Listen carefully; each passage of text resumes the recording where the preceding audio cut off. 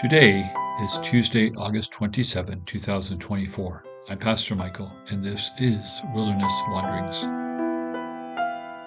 Our text is from Psalm 48. God is in her citadels. He has shown himself to be her fortress. Walk about Zion, go around her.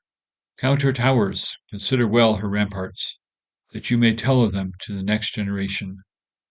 Verse 3, 12, and 13.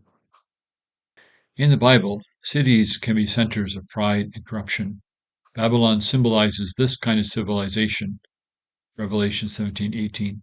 However, a city can also be a center of strength where the Lord God is worshipped. Jerusalem, also named Mount Zion, is a symbol of this form of society. See Revelation 21. She is often called the city of God. Throughout the biblical story, Jerusalem, as the capital city of Israel, never fulfilled this destiny to be the city of God.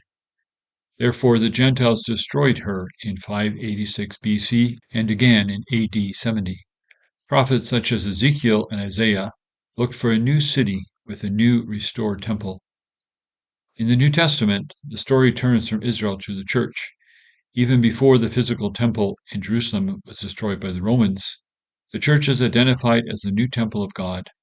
Paul tells the Ephesians that they have been made members of the household of God, and they are a building under construction, growing into a holy temple in the Lord, in whom you also are being built together for a dwelling place of God in the Spirit. Ephesians 2:19-22. So, we do not come to God's house on Sundays for worship. We are God's house. We gather as God's temple. Honestly, church buildings do not mean much to God. He does not live in them. When John has his final vision in the book of Revelation, he sees in the New Jerusalem God's city, which is also the bride of Christ. The city is his church, Revelation 21:9-11.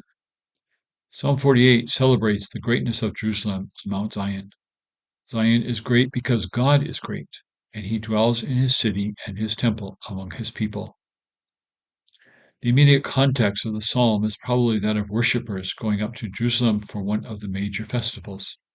We notice that as the worshippers head towards Jerusalem, they contemplate this city. They ponder what it means that God is within her. The glory attributed to Jerusalem was never fulfilled in the Old Testament. The church, too, has fallen far short of the glory of God. We look much more like the Israel of the Old Testament than we generally care to admit. Yet we eagerly await and look forward to the day when we will be glorious. Romans 8:18-23. Thus, this psalm invites us to contemplate the church of Jesus. When we think of the church, what do we think about? Do we think about all the unholy people who claim to be Christians? Do we see the faults of our fellow worshippers? Many of us do exactly that.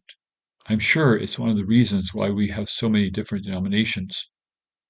We do need to be honest enough to admit the church's unholy state. We should never try to minimize the hurt the church has caused.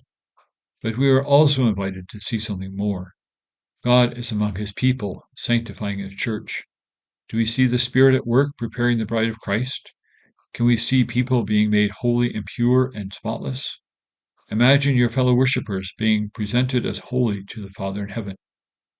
Your fellow worshippers will someday be part of that holy city. God will see it done. He is faithful. What a vision to prepare us for worshiping together. As you journey on, go with the blessing of God. May the peace of the Lord Christ go with you wherever he may send you. May he guide you through the wilderness, protect you through the storm. May he bring you home rejoicing at the wonders he has shown you. May he bring you home rejoicing once again into our doors.